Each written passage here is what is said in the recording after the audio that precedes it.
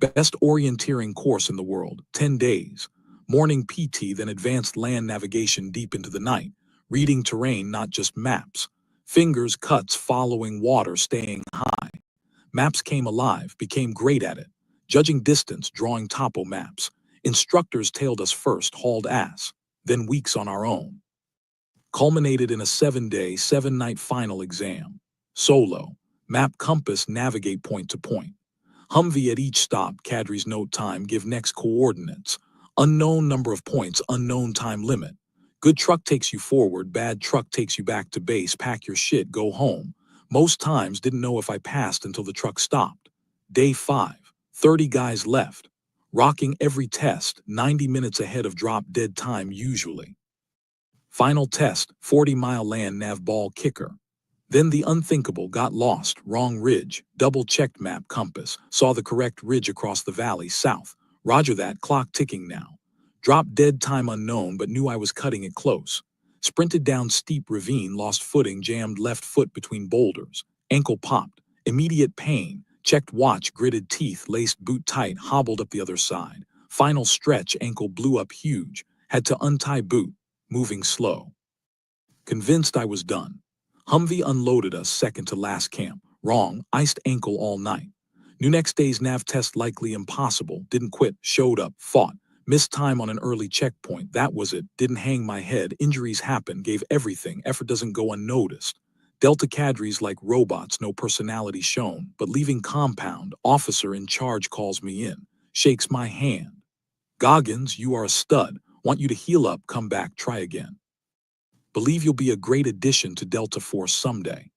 But when? Came out of that second heart surgery fog.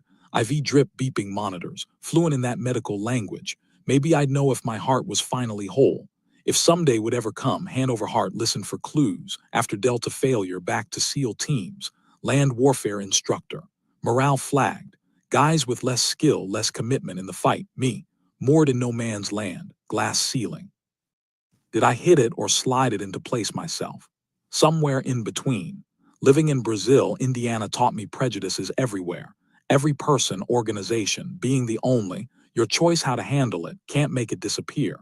Used it as fuel for years. Power in being the only.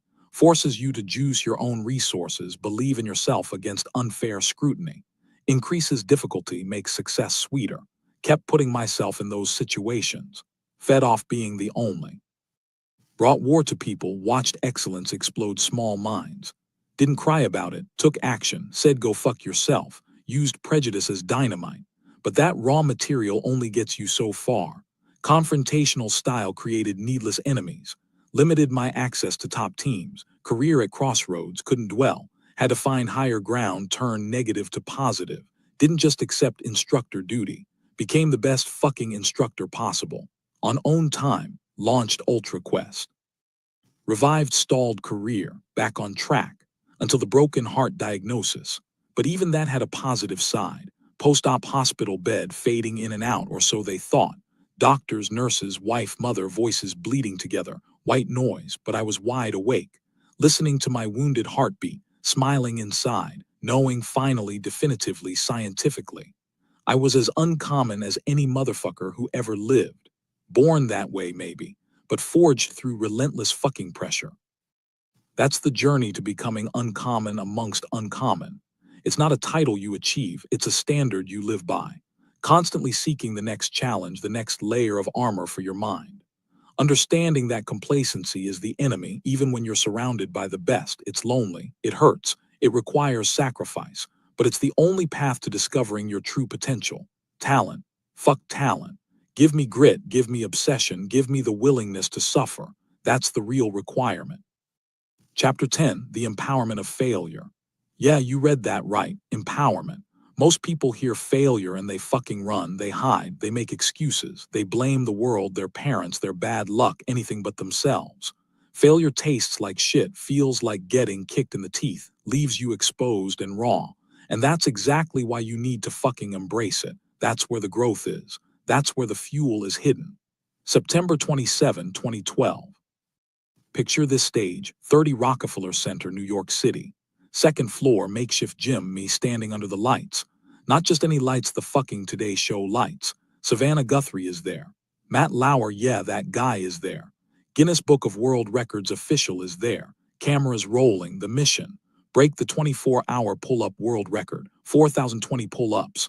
That was the number Stephen Highland held. Sounds superhuman, right? It did to me too at first. But I dissected that shit, broke it down.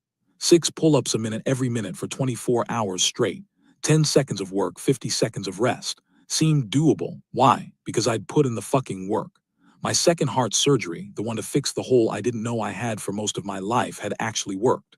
For the first time, I had a fully functioning engine. Wasn't rushing back into ultras, was patient with recovery. Navy wouldn't clear me for combat duty fine. Stuck me in recruiting for another 2 years. Kept sharing my story, kept working. But the fire to fight, the fire to push limits, it never went out.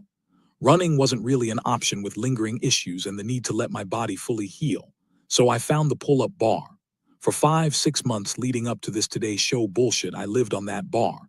400 reps a day during the week. Saturday, 1,500 reps, sets of 5 to 10 over 3 hours. Sunday, 750, over 40,000 pull-ups logged. Built gorilla grip strength, insane lactic acid tolerance. My lats, triceps, biceps, back, they were fucking forged. I was ready for another huge challenge. Needed it after all the heart surgery downtime, the uncertainty. And this wasn't just about me. This was about raising money, serious money, $1 million hopefully, for the Special Operations Warrior Foundation. For the families of guys who didn't come home. High stakes. National TV spotlight. So the plan was simple, 6 reps on the minute every minute. Get ahead of pace early, bank some reps, cruise to the record. Sounds good on paper, right? Paper plans don't mean shit when reality punches you in the fucking mouth. First off, the environment was all wrong. I thrive in the dungeon. Dark, sweaty, painful, real, that's where I get my strength. This was a sterile TV studio fishbowl. Bright lights, cameras everywhere, people milling around. Not my element. Then the bar itself should have been my first clue. We tested it twice before game day, seemed okay. But under the pressure, under the constant reps, I felt it immediately on the first set of 8 pull-ups, yeah, already breaking the plan, showing off for the cameras, idiot. The bar had too much give. It was rickety. Every pull-up, energy dissipated into the flex of the bar instead of going into the movement, made every rep harder. Required a stronger grip just to stay stable. Foreshadowing, motherfucker.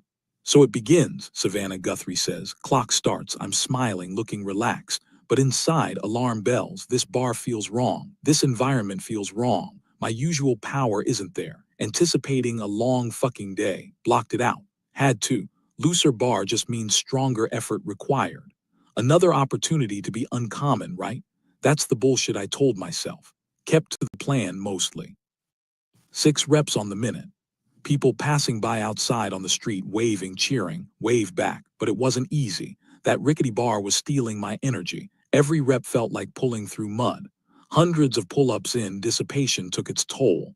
Forearms started burning way too early. 1,500 reps, 6 hours in, forearms screaming, lactic acid pooling. Massage therapist rubbed me down between sets, felt like rocks under the skin. Took my first 10-minute break.